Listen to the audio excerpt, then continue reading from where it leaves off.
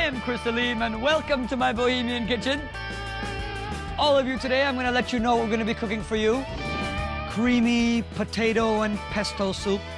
Next, we're gonna do an open-faced lasagna with tomatoes and spinach and a lemon caper sauce. And lastly, liquid center chocolate cake. My hunt for the ingredients takes me to Savitri supermarket. Lasagna. I'm gonna show you how to do it. I live in Goa and spend part of the year in Ibiza, Spain. Experimental and passionate cooking really turns me on. It's every cook's dream to have his own restaurant. Sublime's my baby. Join me for some wild cooking. Okay, I'm gonna give you a little bit of info about this soup we're gonna prepare. Creamy potato and pesto soup. This can be one of those meals. Let's get going. First things first, I got 2 peeled potatoes over here. We're just gonna cut it up simply, okay? Cook the soup, we need some kind of a saucepan. We'll take this baby right here. A little bit of olive oil. All right, I'm gonna be cutting up an onion.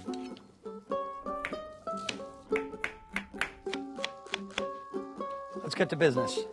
Potato, onion, in the pan. A little bit of salt, a little bit of crushed pepper. Lower down the heat a little bit because you don't want anything to burn when you're focusing on other things. This is all cooking. Let's move on to the pesto. We'll grab some basil. Gonna add a few cashew nuts to this pesto mixture over there. A little bit of salt, a little bit of pepper. Very, very important. You can't make a pesto without some form of nut, some form of basil, and some form of olive oil. And then I would say maybe just 1 head of garlic. And in there. All right, we're gonna get this in here, and we're gonna blend it. Like so. I think that's about ready. Let's take a look at what this looks like. Let's give it a little taste. Perfect. Let's go ahead and keep that in the fridge. All right. Let's take a look at our potatoes. We've got our color action happening here. We're gonna add a shot of wine. The alcohol is burning away and the flavors of the wine and the potatoes and the onions, that's what's gonna remain. Okay? And we can go ahead and use it and put it into action. Okay? Right over here. Go ahead and get that in the deep freeze and get it cooled down. Okay, we've waited. Let's go check it out. Slightly warm, but I think this is totally okay. Our potato, water, wine, and onion mixture in here. A little bit of milk. Ooh, nice, thick, heavy cream. Tiny little bit of water. Now this is where you need to be careful of your water-potato ratio. Okay, and improve it as it's going along. Let's take a look. Okay, this is a slightly little bit thick. If you can see this, I want you guys to see this consistency. Slightly too thick for a soup. Probably a little bit more milk. All right? Add a little bit more salt and a little bit more pepper just to give it that extra. Let's give it another blend. All right, looks good. Grab your soup, pour it into the sieve, keeping it as smooth and velvety as possible. Okay. All right, last thing. We're gonna heat up our soup again before we serve it.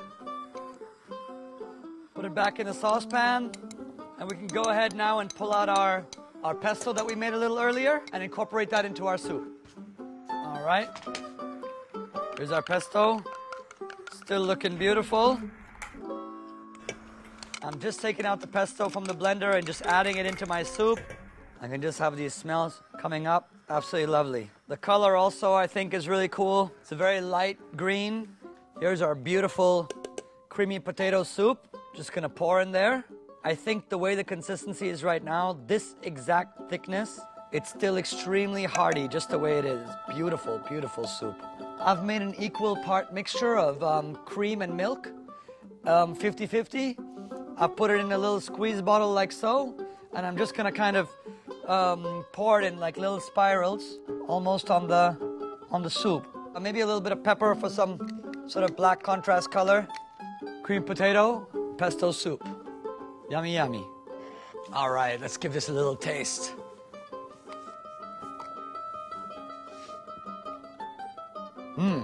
We want to have the pesto flavor coming out. We want to taste potato. And if this is to be your dinner, the fact that it's thick helps a lot. With a little bit of sort of baguette or some fresh bread, this can be a beautiful dinner. My hunt for ingredients takes me to Savitri supermarket. We're going to be using these two bad boys over here. As we all know, these are lasagna sheets. We're going to use these two lasagna sheets to create something lemony, something Italian, something with tomato, and something with spinach. So come on back, and I'll show you what it's all about.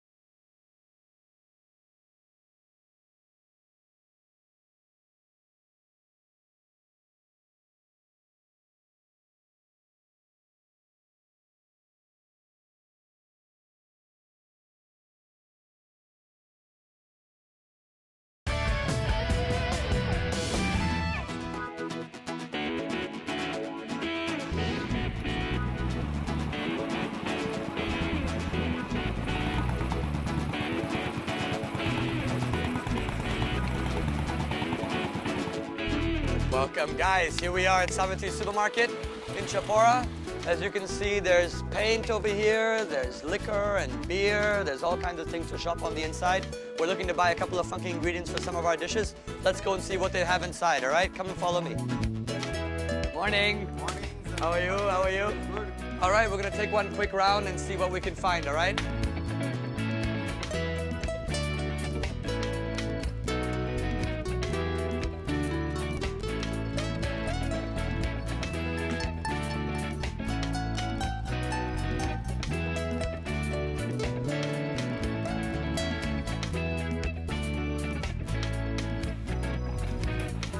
Capers, my favorite. Lasagna. Anybody who sort of enjoys pasta has eaten this before. I got my saman.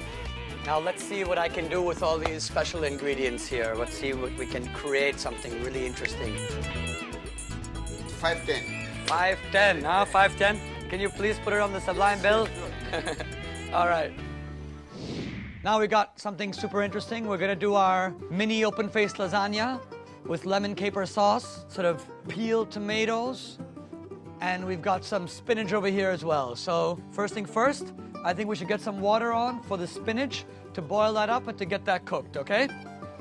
So for the spinach, we're gonna need some water. Some water over here. Now, when we add a little bit of salt to any water, it comes up to a boil much faster. Next, we're gonna move on with working on our tomato sauce. What I've done is I've basically peeled and blanched 3 tomatoes for this particular order. As you can see, there's no skin on these guys. I'm gonna put them in my mixing bowl, all right? So we got our squeezed tomatoes here, and it's a real sensual kind of almost erotic, I dare say. Next thing, we're gonna cut up an onion. I think probably for just a one order, I think a half an onion is even enough. If you wanna chop it, you can chop it. If you wanna get your guy in the kitchen to do that for you, I want these onions to almost disintegrate in the sauce. Now we're gonna hammer out a little bit of garlic. I think 2 cloves is probably just about enough.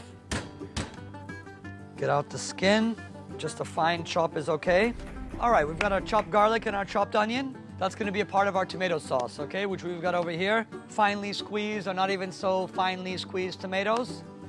We've got here our water that's on a rolling boil. That's going to be for our spinach. Let me grab a handful of spinach here. I like to remove the stems, so I've just got the leaves. I'm going to pop the leaves in here. All right, mix it around a little bit. Literally 5 or 6 or 10 seconds, and your spinach is cooked. Get the spinach on out of here and out into the ice water, okay? This is gonna maintain the color and retain all the nutrients and vitamins, so we've got our spinach taken care of. Once that's kind of cooled down a little bit and the cooking process is ended, we can take it out. Make sure you get all the extra sort of water out of here. You don't want that mixing up in your dish and your sauce. There you go. Put that aside.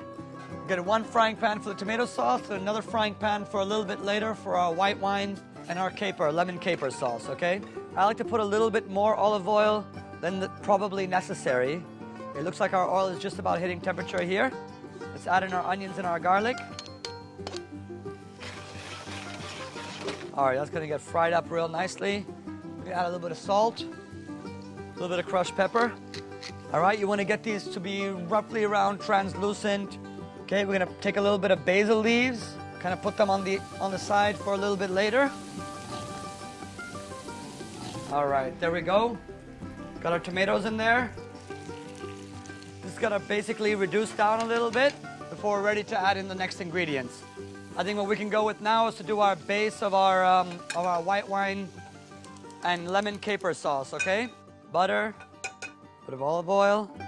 We're gonna wait for that butter and olive oil to melt. Add a little bit of onion. Put that in there to cook off a little bit. Garlic in there. Going back to the tomato sauce that we have here cooking. It's looking really nice. It's reducing and reducing. I think we can add maybe a spoonful of tomato puree, a little bit of brown sugar, and lastly, a little shot of red wine. Get that moving a little faster now.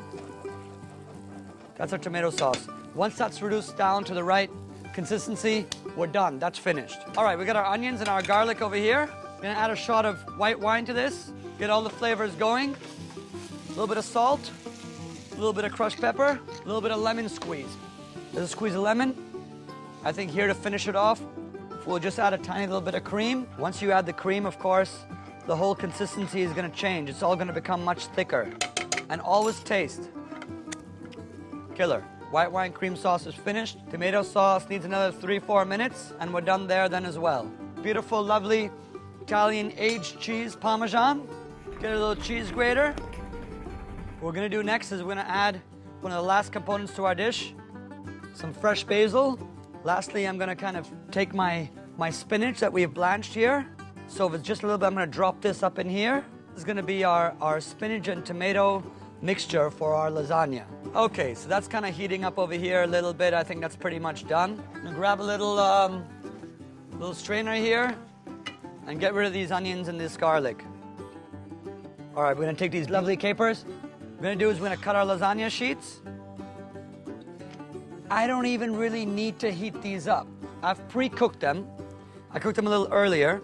I put a little bit of oil on them so they wouldn't stick together. And I'm just gonna serve these cold because I've got all this hot elements, the hot sauce, the hot tomato, and that's sort of all gonna heat up this pasta sheet really well.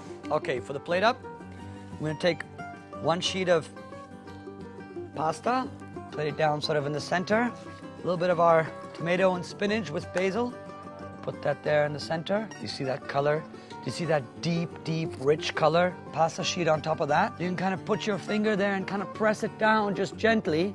That's where you're gonna spoon the next bit of tomato, basil, and spinach. This is gonna be a very colorful dish. Okay, we're gonna put that over here. We're gonna add our beautiful caper sauce to it, okay? We're gonna take some of these capers, chop them up a little bit. Some can be bigger than others. Gonna add these capers to our sauce and spoon our beautiful lemon caper sauce sort of on the outside here of our dish. Okay, and these are the colors you're really looking for. Are the greens flowing into the red flowing into the white, sort of Parmesan cheese all over it. And what we need is a little bit of green. So I'm gonna chop this parsley up real fine here. Sort of like that. A little bit of pepper on the rim. That's it. That's your open face lasagna. It's gonna be a phenomenal lunch. Absolutely phenomenal. All right, let's give this a little taste. Let's see if I'm actually created something nice or not.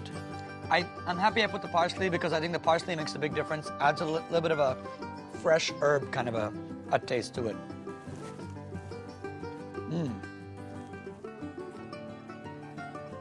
Yummy. We're getting better and better. Delicious. Killer lunch, bowl of salad on the side. You'll satisfy anybody. That was a pretty damn good lasagna.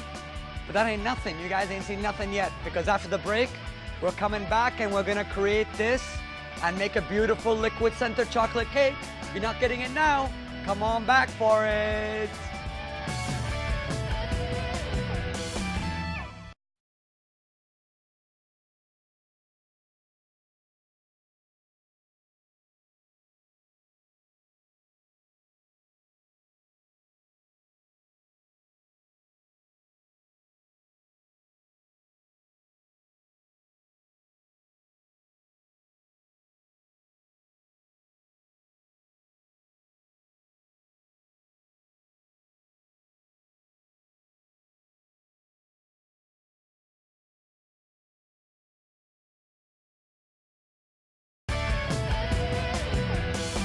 I am now going to be cooking for you this liquid center chocolate cake that you've been waiting 25 minutes to see.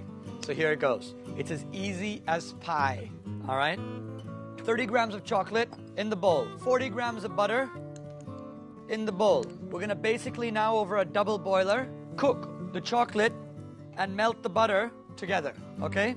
We've got a double boiler action already happening over here. Our chocolate is almost melted. We take one egg in here, and we're gonna pour out a little bit more than half. So we've got our egg in here. At the same time, we're making sure our butter and our chocolate is melting, which is almost accomplished. And we're gonna add our sugar to this, okay? We're taking these 3 tablespoons right into the egg, and we're gonna mix that up nicely. So we're gonna keep mixing that up until you notice that your grains of sugar have dissolved into your egg. I think it'll take about another minute and a half, 2 minutes until that sugar sort of dissolves. In the meantime, we're gonna take our chocolate out of here, out of our double boiler, and set it aside. So here we've got sort of melted chocolate, melted butter together. Now while the sugar is sort of dissolving with the egg, I'm gonna butter off and flour out our ring mold. Obviously the cake is gonna have to go in something. Okay, so what we're gonna do is we're gonna take our finger and we're gonna coat the inside of this pan with butter. Butter nicely on the outside. We're gonna take a little bit of flour and we're gonna do what's called, we're gonna dust it. We're gonna dust this dish with flour. Again, this is to prevent the chocolate cake from sort of sticking on there. That's what it's gonna look like when it's done. Let's take a look at these eggs again. Much better. Now what we're gonna do is we're gonna sort of mix in and incorporate our chocolate into our egg and into our sugar mixture. So we're gonna have this bowl of sugar over here so it doesn't move around, and I'm gonna slowly add the chocolate to my egg. Okay, you wanna add it really, really slowly, because if you add a lot of chocolate, it's obviously still very hot. If you add a lot of chocolate at a time, you're gonna cook your eggs, and what you're gonna end up with is sort of chocolate scrambled eggs, which nobody likes, of course. Slowly, slowly, adding the chocolate. There we go. This is called tempering your eggs. Add the rest of the chocolate and the butter mixture. Set that aside. Mix in the rest of the chocolate. See that? Okay, the last thing we're gonna add to our cake is a little bit of all-purpose flour, otherwise known as maida here in India.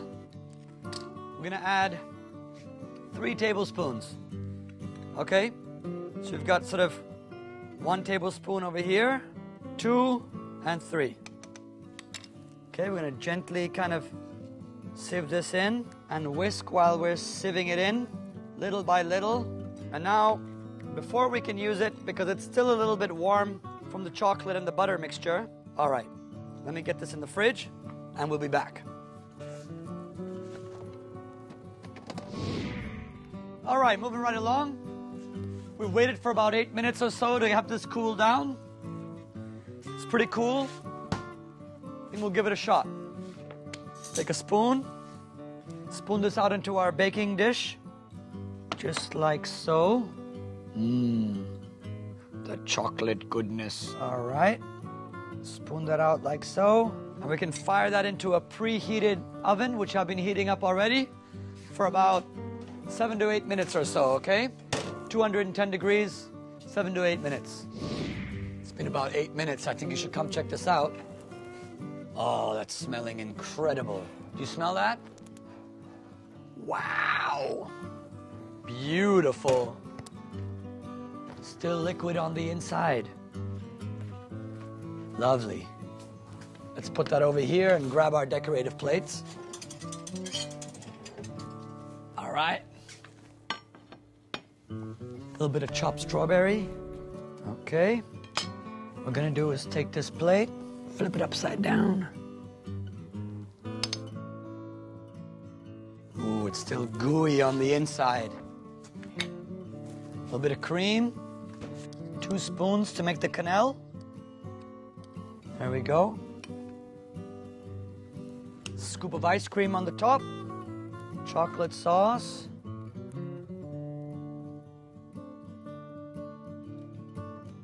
Chopped strawberries. A little bit of chopped peanuts. This is completely optional, okay? If you don't want to put peanuts on there, no worries at all.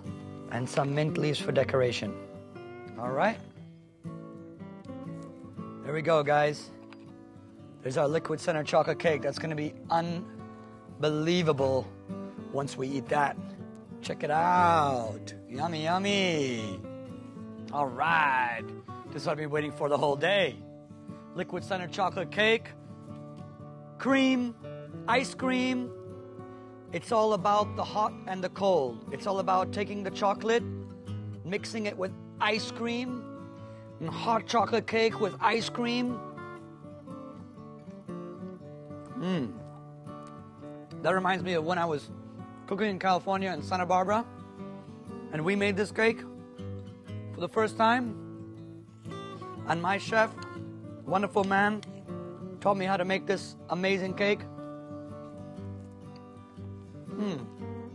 The textures, hot, cold, chocolate, vanilla, cream, strawberry, chocolate sauce, peanuts, all the things, all the good things in life. You guys all need to make this at home. Try it. Believe me, your kids will thank you. All right, let me just think about what we did today for you guys. We started out with a beautiful creamy potato soup. This can be a beautiful dinner. All right, the middle course was a lovely, lovely, lovely killer open-faced lasagna with a lemon and caper cream sauce. And lastly, what we've all been waiting for, the star of the show today, was a liquid center chocolate cake. My chef would have been proud. I want to share with you something that's really important for me. Food is all about love. It's all about putting in your heart and your soul in what you're cooking for your partner or for your guest. So when you're cooking in the future, do all you can. Get in there with all your mind and all your soul and cook up the best food that you can cook up, because when somebody eats that and puts it in their belly and it warms them up inside, they're gonna think about you. Bon appetit, come back again.